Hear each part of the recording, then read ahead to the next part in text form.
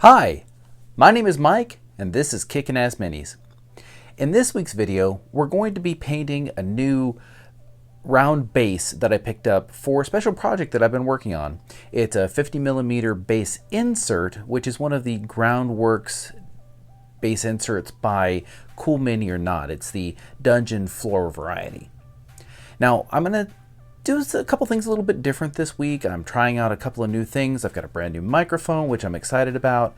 And in this week's video, I think what I'm going to do as well is down below, I'm going to include a list of the paints that I used in the order of appearance, just like a movie. Hope you enjoy. See you at the end. Now we're going to start with a base layer of the Citadel scenery paint, the Screaming Skulls. And I decided to go with a light color as far as this goes. I thought maybe I wanted to do like a sandstone or something along those lines and add a little bit of color variation to it. So I wanted to do a light base to start with. Now I did prime this piece originally in the Karak white.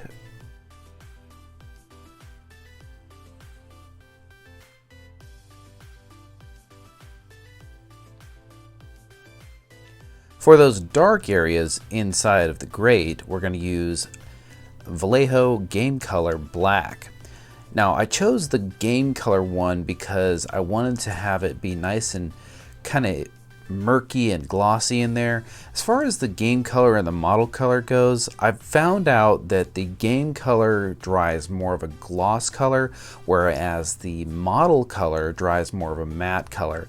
And I could have gone either way with it, but I think I really wanted to have that murky looking inside.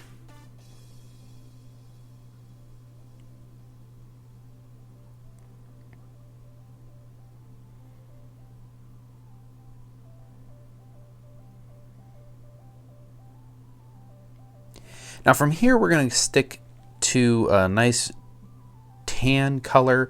Again, we're going back to that Citadel scenery line, the Karak stone. Now I had been using this #2 brush to paint the black sections, and I'm going to quickly find out here in just a moment that using the #2 brush for all of these larger areas isn't going to work out, and I'm eventually going to have to upgrade to something a little bit bigger. But for now, it's great for kind of lining in some of those block colors. Works pretty good. It's like drawing with a pencil, honestly.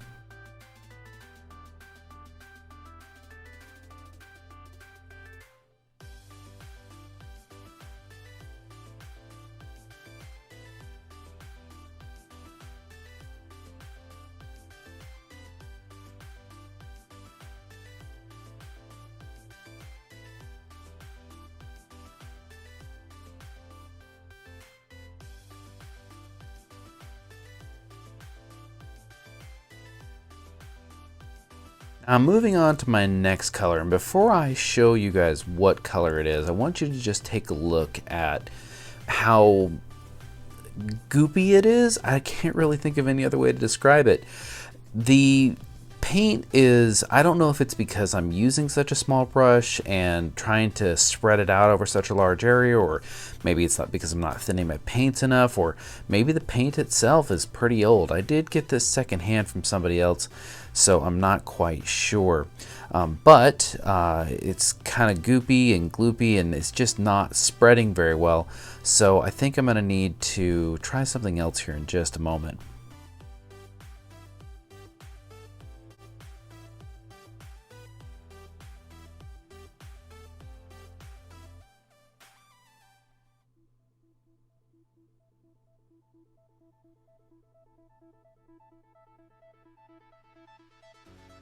Now the paint itself is the Reaper Bone Shadow, and I've had this problem a couple of times with this same paint, so I'm not sure what the deal is. You got any suggestions? I'm all ears. Let's switch up to a different brush though and go with something a little bit wider and flatter. I'm going to break out this Citadel base brush.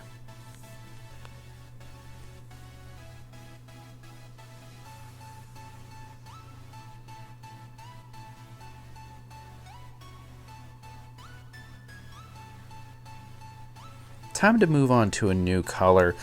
We're going to try out the Reaper Troll Hide. Now I actually got this as part of a bundle of paints that was the Dungeon Dwellers paints, and I really like some of these colors. We're going to use a couple of them, I think, here throughout this project.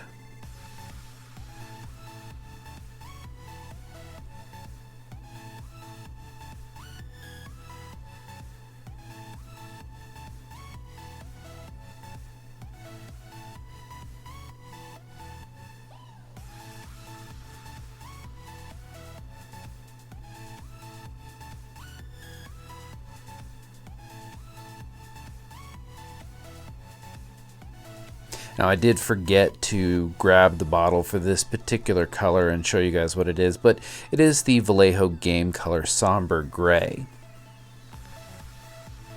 One of the reasons why I really like using this color is because it does have more of a bluish gray tint to it, and I really like how evenly it spreads. It's actually very good.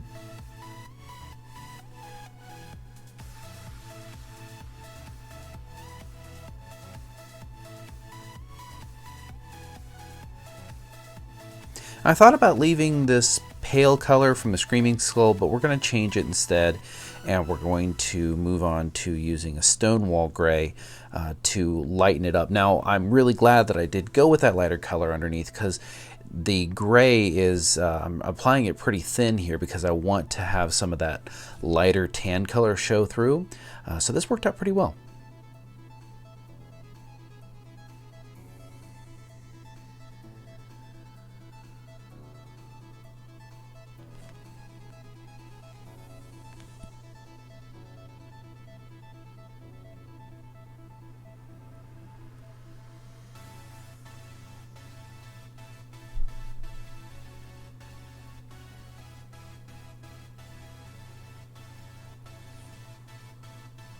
Now that we've let that dry and touched it up a little bit, time to move on to our prisoner. Now for this one, we're using probably my favorite flesh color as of late, and that is going to be the Polyscale US Desert Storm Sand. I don't know what it is about this color, but I think it just works really good as a flesh color. I'm sure that there's some other good ones out there, but this is my favorite one as of late.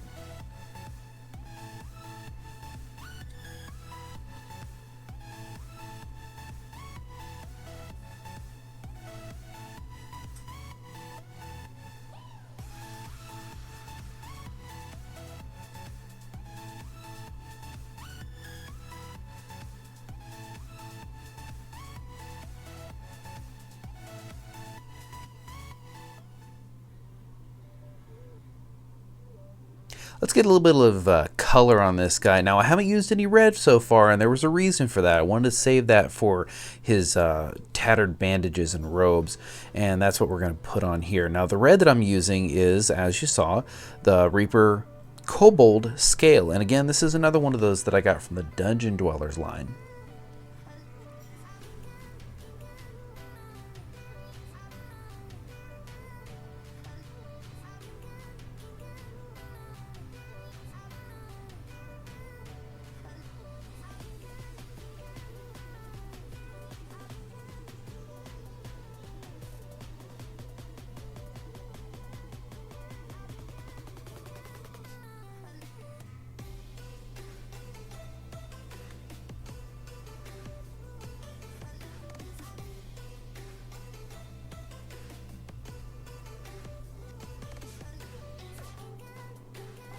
All right, let's get a little bit of metal in this thing. So we're going to break out a new paint that I picked up recently, which is the Vallejo Model Color Oily Steel. Now, this I think is a great color for some dungeon terrain, anything metal related, and I actually really like how this color looks on this grate here. I think that I almost wish it was a little bit darker, and I think I'm going to get that effect by adding some Nuln Oil to it a little bit later. But for now, we're just going to go ahead and get this filled in. Now, one of the things that I have been struggling with as of late with painting miniatures is getting down to these little nitty-gritty parts where you've got most of the model painted up and then you're down to just the final touches and you just don't know what to do next.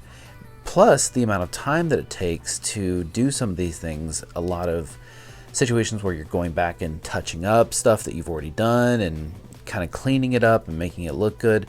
I think when I went through and did this silver and black area, I think all in all I went back over each section like 3 or 4 times to get it to be nice and clean. I'm happy I did. I'm happy with the result, but I wish there was a better way to speed up this process and still make it look good.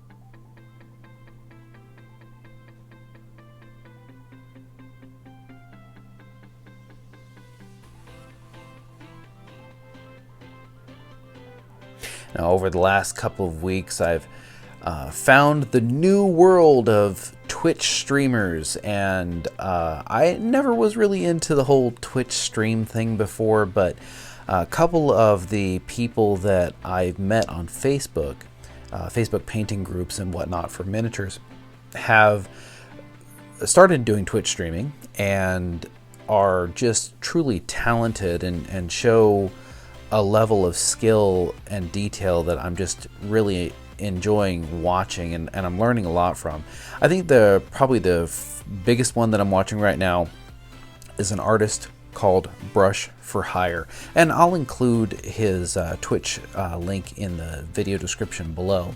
Do you have any Twitch streamers that you like to watch? Are there any YouTubers that are new and up and coming that you'd like to recommend? Leave comments down below.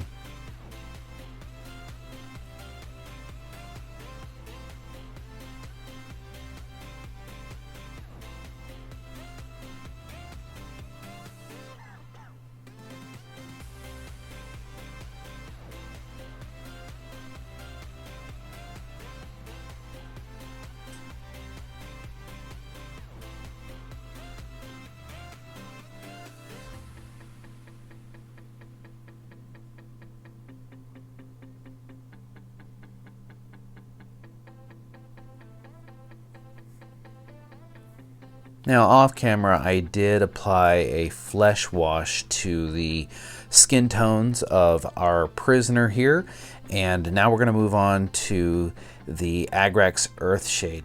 Now, I'm going to be applying this in 2 areas, one over the dark red of the cloth, and then we're going to be applying it over the stone as well. Now, when I did this initially, I wasn't quite sure if I was going to go back and do it again or re-highlight it, but it got that dingy look that I was looking for, so I'm really happy with how that turned out.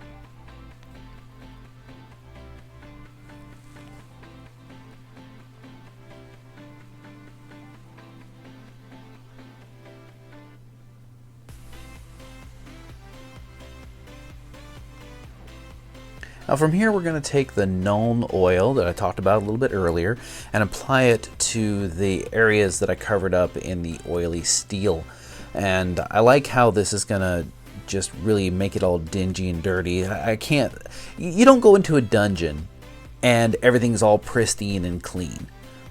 Dungeons are meant to be gross and grimy. And with that in mind, I think we're going to add a little bit of dry brushing here, a little bit of weathering to the stone, kind of give it that worn look. Now with this, I'm going to use the Vallejo Nocturna Pale Flesh. It's kind of a tan color, a light tan, and unfortunately I think I've applied a little bit too much here, so I'm going to try to blot that off with a paper towel. But you know what? I think I want to take this a step further. I'm going to take a wet brush, now that I've applied this dry brush to it, and smear it around, kind of lightening up the whole thing. I did not originally intend to do this. We're going to call this a Bob Ross happy accident because it turned out really good. And then we'll apply a final wash of the Agrax Earthshade over the top of it now that I've lightened up the stones and kind of given them a more uniformed look.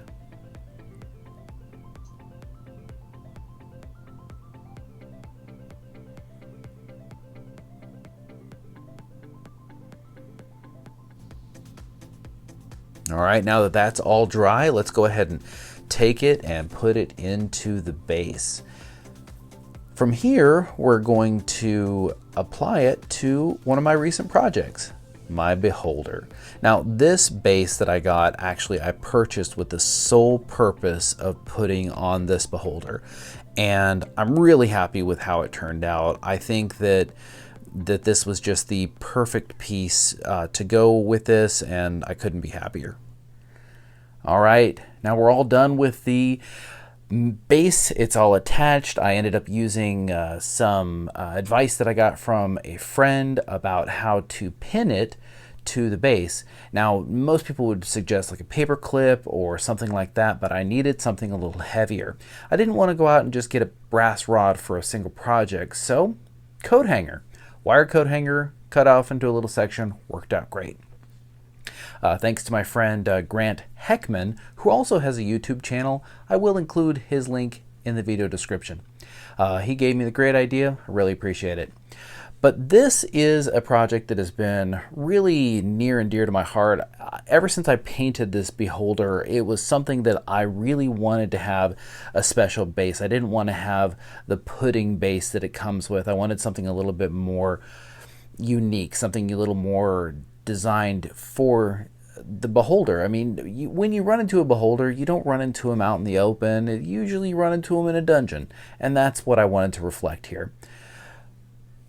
If you're enjoying what I've been doing, please like, share, subscribe, and leave me some comments in the description below. Tell me what you enjoyed about this video. If it was different, what did you like about it this time around versus in the previous versions? I've done a couple of different things. I've done videos where I've just shown the image and changed the paints and shown what the paints were that I used at each specific time. In the last video, I used headers where I listed the paints, and I also typed in the heading of what the paint was so that way you could see it on the screen. This time I'm going to go ahead and I listed the paints down in the video description. Tell me what you like, which one you prefer. I really do want that feedback.